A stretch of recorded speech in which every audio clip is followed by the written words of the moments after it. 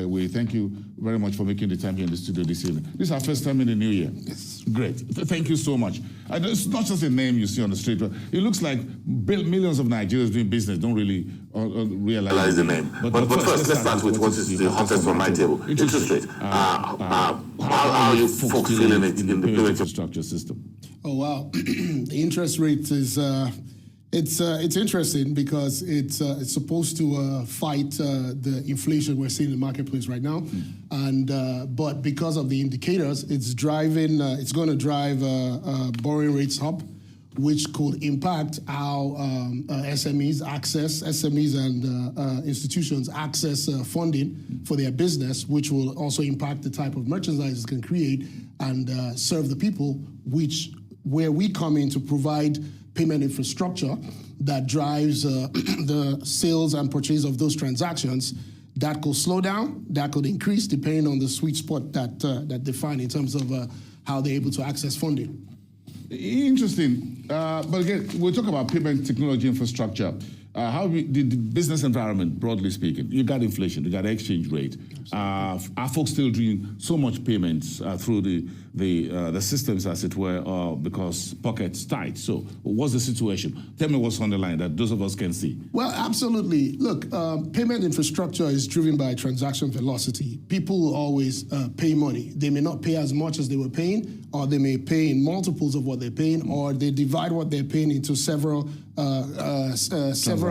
occurrences of transactions. But payments always happen, and what we do is provide that infrastructure that facilitates payments from initiating positions to beneficiary positions. As long as that continues to happen, people need to pay for goods and services, people need to take loans, people need to fund loans, people need to repay loans, people need to buy whatever you need to buy. As long as you need to move money from A to B, the infrastructure we built is there, and it drives those transactions. So that pipeline is there, whether I'm spending 100,000 at once, yes, or I'm spending 10,000 10 times, over 10 times. Yes, absolutely. That pipeline is always there, and so that infrastructure, you believe, is the backbone upon which everything else rests. Absolutely, absolutely. That's the required infrastructure that's going to drive everything we do in the payment ecosystem.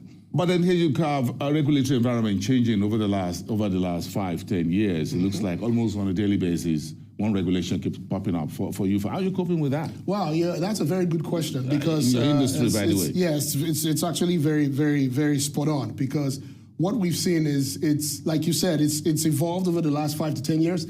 It has actually become a bit more intense in the last 2 years, and that's because there's significant growth we're seeing in the payment space.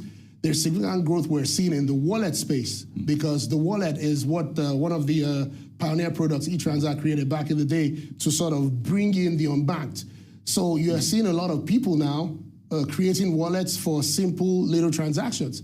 And because of that, the level of KYC that is required for that wallet owner has to be spot on and must meet the regulatory levels. Now, regulators have come in and they've scanned the marketplace and they've seen potential inefficiencies in the market, so they're stepping up their regulation to ensure all players abide with the standardized process of KYC onboarding, because what needs to happen is to create a winning framework within a regulated boundary, because that is what is sustainable over time. And I think that's what we're seeing right now in terms of the regulatory. Do you think your market is getting overpopulated?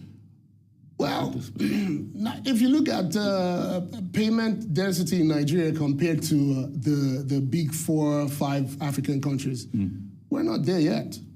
I think the growth is immense. If you look at the number of people that do mobile phone transactions on a daily basis, compared to the number of people that own bank accounts, you probably have about 70 to 80 million you can't account for. They do mobile phone transactions. They don't have bank accounts. They spend money. Those are financial transactions. That's the marketplace. You need to create products that serve that 80 million and bring them into the financial, make them financially inclusive, because they're either unbanked or underbanked. That's the market. Nigeria's payment system is quite explosive. You and the banks, have you guys resolved your bit of a tension. Look, the banks don't like you. You don't like the banks. Well, the banks may not necessarily like an aspect of my business, but the bank need an aspect of my business, because if you look at eTranzact, our vision is to be the preferred integrated financial payment technology platform for merchants and consumers. And that sits on 3 strategic pillars: switching as an infrastructure, merchant marketplace play, and direct to consumer. Direct to consumer, banks won't like, because I create wallets, and I'm a bank using my mobile money license. The switching as an infrastructure, banks need that infrastructure, because the eTranzact switching platform is what banks use to move money from initiator to beneficiary bank. They need that business. And so you folks are twins. You're established twins. You guys are joined at the hips. But what really got my attention, and inviting you for the show, was the military pensions. And if anyone's old enough in Nigeria to know how murky that business had been over the years, what's this new solution that when you see men and women who serve the country and they're going to get their pensions on time? What was the new solution? Tell me about it. That's what innovation is. Yeah, that's actually something that's right here for me. It's something we co-created with the Military Pension Board, where from your phone, you can actually verify that you exist and you're good. So we created a solution where we've taken advantage of the identity databases established by the government, the NIN, the BVN, the driver's license, or even your international passport as a third-party validation point for you.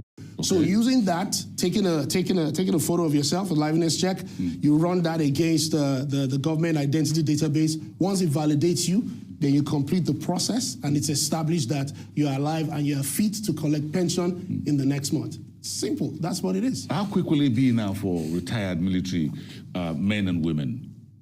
Everything is automated now. The veterans will get their money quickly now. It's automated. Once you do based on what the board agrees in terms of the frequency of validation and verification. Once you do that, you're ascertained to be verified, and then you get paid. Everything is digitized now. That's the wave. And it's up and running. Yes, absolutely. With the military. Yeah, with that board. Yes. I love that. Again, we need to clean up that place, and I think digital technology just makes things simpler. That happen. What else is making waves in the tech infrastructure space, and what's the outlook for the rest of the year from your sector? Wow, outlook for the sector. The banks made a lot of money last year. You folks made money as well. Yes, fintechs will always make money, because if you create solutions that solve problems. I just explained to you, you have about 80 million people that are not banked or underbanked. Create solutions that solve their problems. Create your digital solutions that you can get into the hands of these people. Show them type of transactions they can do. Convenient, easy, and how they can fund that wallet and make payments. Boom, you will crack that marketplace. What did you tell the folks at the stock exchange a few days ago? Summarize that for me. That eTranzact is you're raising money. Well, we're considering it. You always, in our business, infrastructure is changing. You have to continue to upgrade your infrastructure. There's a lot of new technology going on right now. AI, blockchains. So you need to continue to raise money to update your infrastructure for new innovation. Update your infrastructure to counter cyber security, to fight cyber threats. Cyber threat, and build up your cyber security framework. And then to expand your business, creating solutions focused at the unbanked and underbanked. If you bring all that 3 together, the future for the industry is bright. The future for eTranzact is bright, and that's the exciting news we shared with the exchange last week. If you're making that money, raising that money, you got to bring it here.